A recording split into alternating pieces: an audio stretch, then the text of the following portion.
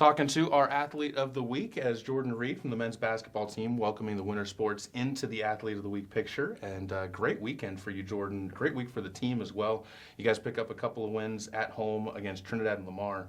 First of all, going to those wins, how good did it feel to kind of erase the losses to those two teams at their places and get really some pretty confident wins at home? It always feels good, to play teams that are that good and just be able to just come out and get wins. I feel like this week as a team, we've been really locked in and really ready for anything. So just being able to see it happen on the court, it felt good.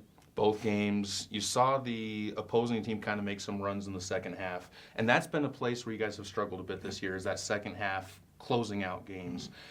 How much did it build that confidence in your guys' abilities to finish out games when you held those teams at bay, especially with how really impressive those runs were? Yeah. It always feels good to just be able to finish games because a lot of teams struggle in that dynamic of the game. So just being able to come out, make free throws, play defense, and just continue to keep that lead, it felt good, and I feel like the team was feeling very confident after those wins.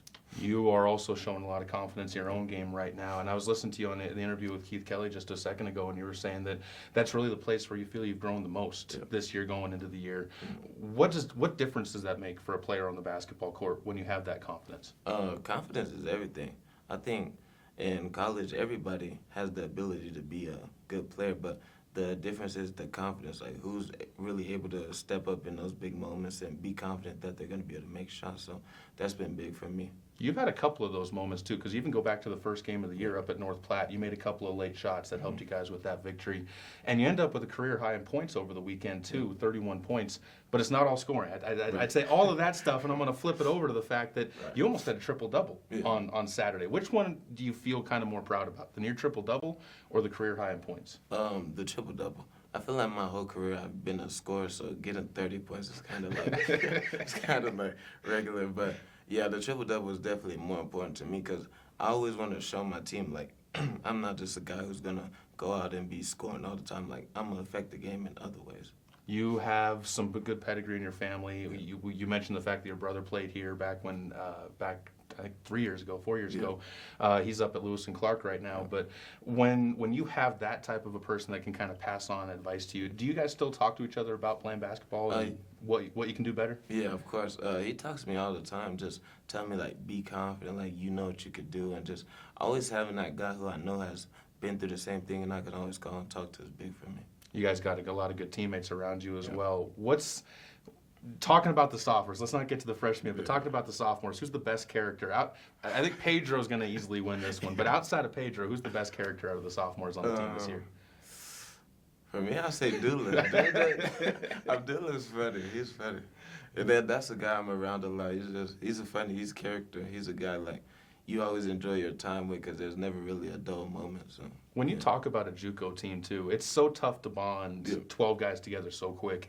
This group seems to have done it though. Does the chemistry from the sophomores that you guys have had, has that kind of helped bring in that freshman class? I would say yeah. Just I feel like when you see your sophomores are really close, like it's easy to just kind of slide in there and just and just be there. Like just know that you don't have to do too much, and you could just be the character you are. You guys got a crazy stretch of games coming up in the next month and a half, or actually 3 weeks right now. I think it's something like 11 games in 23 days. Yeah. Is that intimidating, or does that excite you when you see that type of a schedule? That's exciting. I think everybody really gets tired of practicing all the time. So I would say, yeah, it's exciting. I love playing, and that's what I came here to do. So, yeah. Well, a lot of quality teams that you guys get into. When you talk about this stretch, how important is it going to be? You're going to lose some games in this stretch. Right. It's basketball. You see even the top teams in the pros drop games that they shouldn't necessarily. But what's the goal coming out of this? How is this stretch going to be a successful stretch for this team? Really, the goal is always to win every one. But you just got to understand that even if you take a loss, move on to the next, get better, and be ready to play the next night. Well, Jordan, it's been great talking to you a little bit. I'm sure we'll see you a few more times here in this spot as well this season with the way you're playing. But congratulations, Athlete of the Week on the third week of the season, and looking forward to seeing more. Thank you.